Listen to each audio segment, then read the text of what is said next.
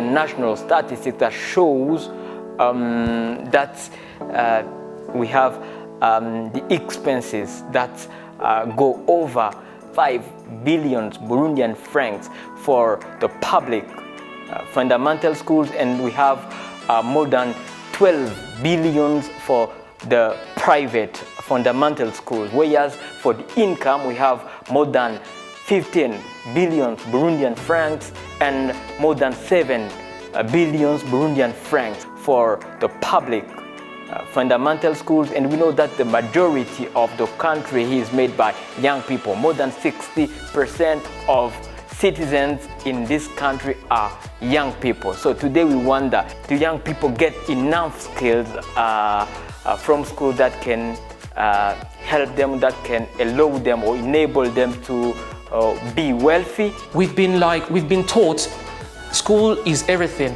but I do not think if school is everything.